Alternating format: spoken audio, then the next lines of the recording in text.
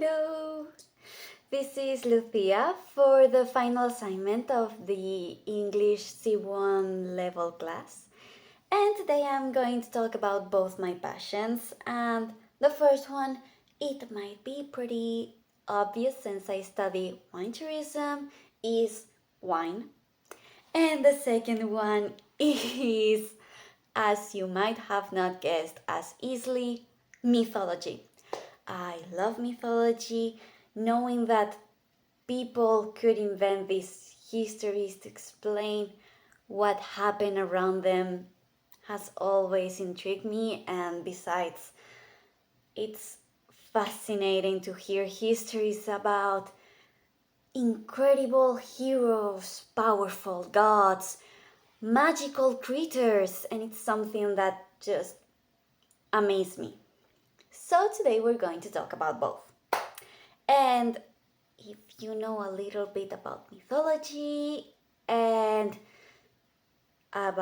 especially about Greek mythology, and you will know that there is only one god of wine who's called Dionysius. So, yes, today I'm going to talk about him.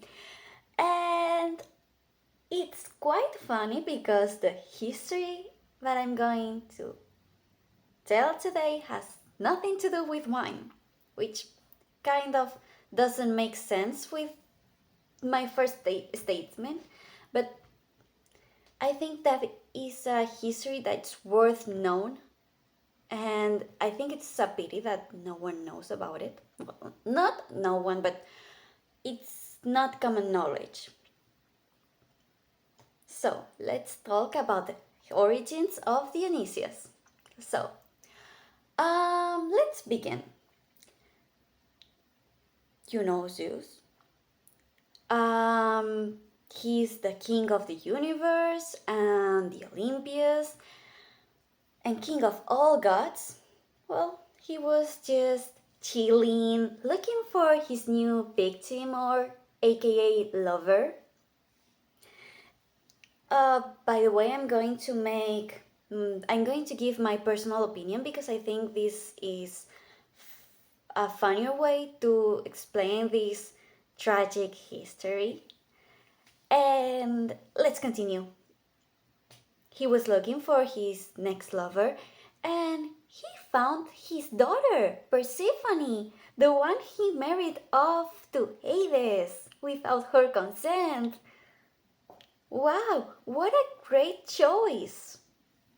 Unfortunately for her, because I don't think that was consented because he was her father and she was married, even if maybe it wasn't the marriage she had chosen herself, she was married, and that, I guess, that meant something for her. They had a passionate night that had as a result a baby. He impregnated her, and now she was expecting his baby. I'm going to make a really quick point now that it's not really important to the history, but I think it adds a little bit of drama to it. We don't know if the kid was actually Zeus or Hades, because he was her husband. But it's unclear because some text says that it's Zeus' son and others says that it's the son of the Zeus of the underworld, that meaning Hades. However, it doesn't matter for the history. We're going to stick with the version that the father is Zeus. Well, the baby was born, his name was Zagreus, and he was a pretty charming lad. He was so wonderful that Zeus was amazed with the kid, and he decided to name him his heir, heir to everything. Guess who wasn't happy about this? Yes, Hera, the wife of Zeus.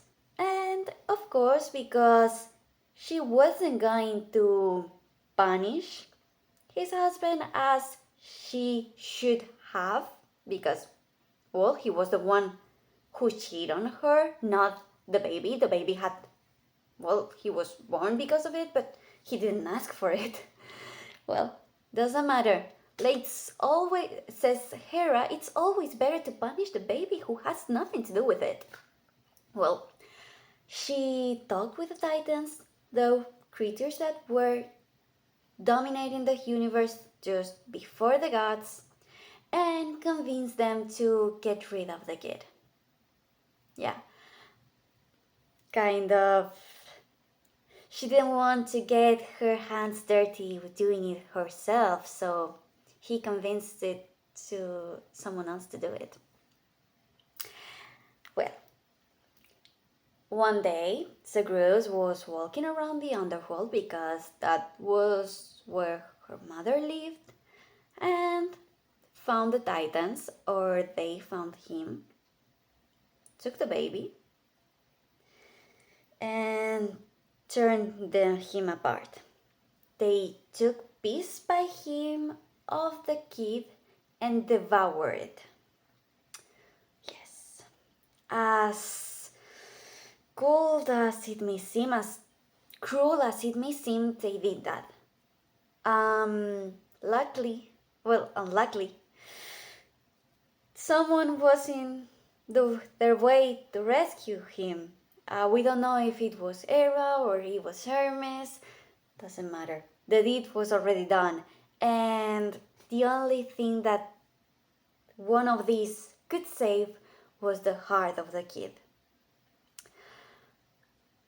No one talks about the reaction of Persephone. I guess that she was heartbroken, but no one talks about it. But everyone talks about Zeus' reaction. He was heartbroken. The only thing that he had left of his favorite son was his heart.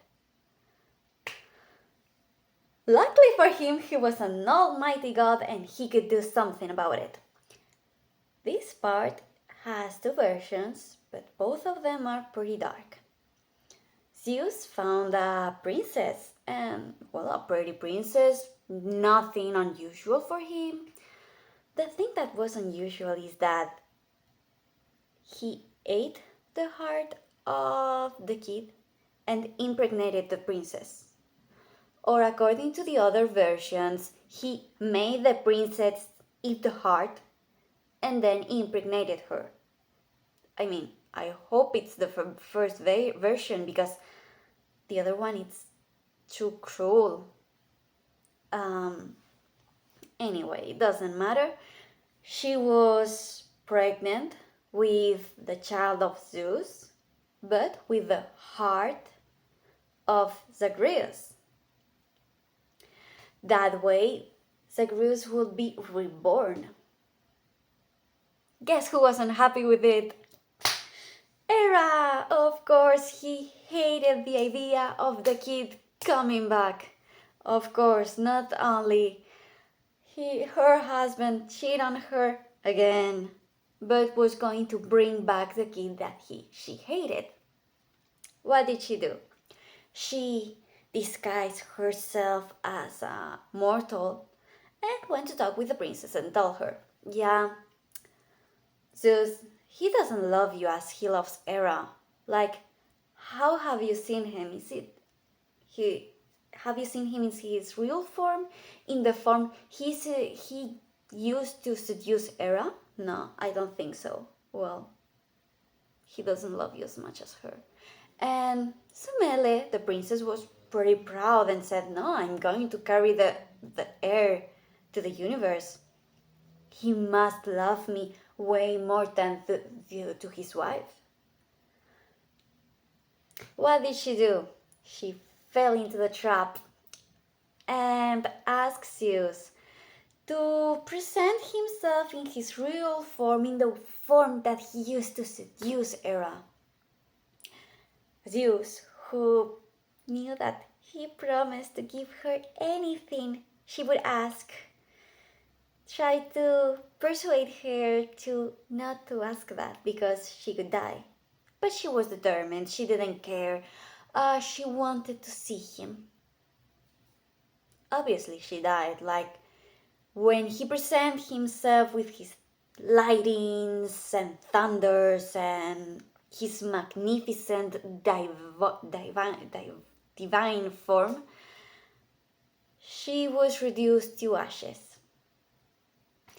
Unluckily for Hera, the fetus survived, and Zeus, as he saw that it was a great opportunity, he took the fetus and stitched it into his thigh and waited for the baby to be born again. We don't know how many months have transcurred, but the baby was born, and that's how we get Dionysius, the god of wine. I know, pretty crazy. That's why he's as well the god of madness. This is something I just invented. He is the god of madness, but not because of this. It's more like the wine makes you do crazy things, but doesn't matter for the history.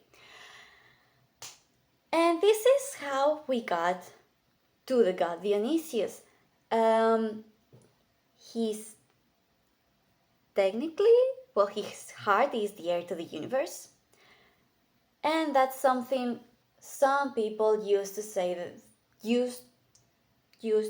that he was the most important god, but you can almost choose any god and invent a history to say, oh no, this one is the one that will inherit the universe. Like Athena, since she was his favorite daughter and he was only his daughter, like there was no mother around, and she should be there since she was as powerful as him. But let's be honest, no one is going to overthrow him because he doesn't exist. I can invent a history where I take his place, but doesn't exist, so it doesn't matter. I just wanted to show another version of the god to give him a little bit more of depth to the character. I don't mean with this that the myth isn't real, the myth is real, and I think it's pretty disturbing, but as well really interesting. Some people use it to show that we shouldn't eat meat because that's the nature of the Titans, like the evil creatures that were before the gods, so we shouldn't do that. I guess that no one says, oh no, I'm vegan because the Titans ate Zagreus right now in this era, but it's another justification. The conclusion that I get is that Greek mythology is weird, but really cool and interesting. I'm going to finish my video here. Thank you very much. It's been a pleasure to have you this semester. And I hope I will see you around university. Bye.